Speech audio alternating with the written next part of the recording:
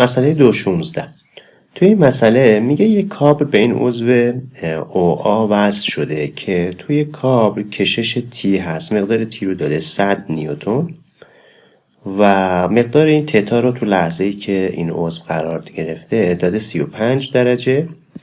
میگه مؤلفه های نیروی تی رو در جهت بردار NT به دست بیارید. NT یعنی Nش در راستای این عضو هست و T مماس بر مسیری که این عضو OA در حال حرکت هست روش.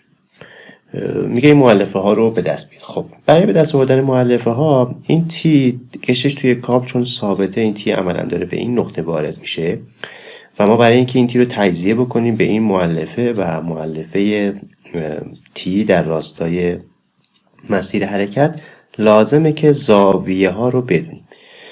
این زاویه تتا توی شکل مشخصه، پس تتا رو به ما داده مقدارش رو 35 درجه و ما فقط کافیه این زاویه رو که اسمش رو بذاریم آلفا به دست بیاریم. اگر این زاویه رو به دست بیاریم دیگه راحت میشه تی رو تجزیهش کرد. پس بریم اول زاویه آلفا رو به دست بیاریم. برای به دست آوردن زاویه آلفا یک مستطیل در نظر بگیرید. اینجا توی این مستطیل ضلع روبرو به ضلع مجاور می شود تانژانت آلفا. پس من لازمه که ضلع روبرو و ضلع مجاور رو اندازش رو به دست بیارم. خب برای به دست آوردن ضلع روبرو ضلع روبرو می شود R.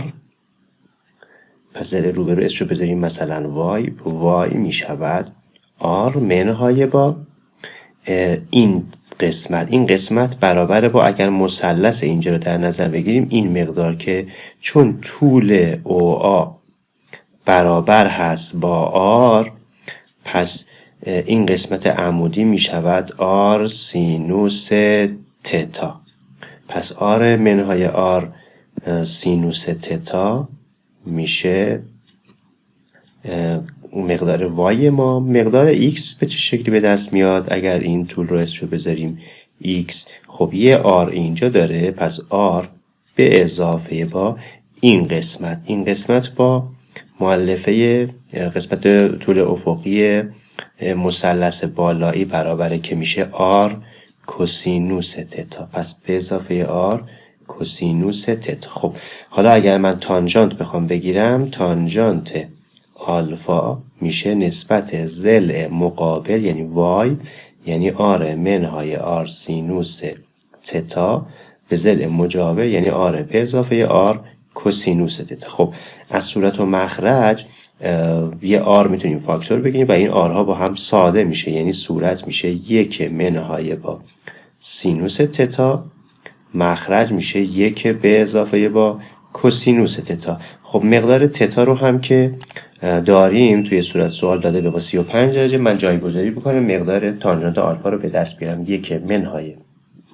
سینوس 35 درجه تقسیم بر 1 به اضافه کوسینوس 35 درجه خب می شود ممیز 23 صدم و اگر ازش تانژانت معکوس بگیریم آلفا به دست میاد. تانژانت معکوس 23 میشه 13 ممیز 19 13 ممیز 2 دهم درجه. خب اگر آلفا 13 و 2 دهم هست، تتا هم که بود مقدارش 35 درجه، پس زاویه کل ما می شود چقدر؟ می شود 19 به اضافه میشه 35 به اضافه با 13 و 2 دهم. خب مقدارش میشه 13 و 2 دهم به اضافه 35 میشه 48 و 2 دهم. 48 و 2 دهم. خب پس من الان میتونم مقدار بردار تی رو بیام و تجزیهش بکنم. بگم این بردار تی که اینجا هست مؤلفه در راستای نش میشه تی، اینم زاویه رسشو بذاریم مثلا گاما، این مقدار گاما هست که اینجا به دست آوردیم، تی کوسینوس گاما.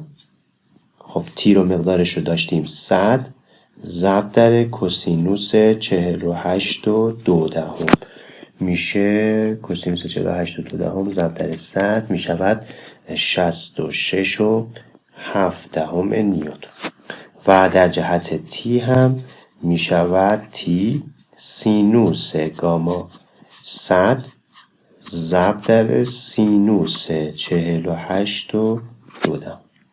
سینوس 48.2 رو ضرب در 100 میکنیم، میشه 74.5 نیوتن. مؤلفه های پولار تی یا نیروی تی در جهت تتا و در جهت ان به دست اومد.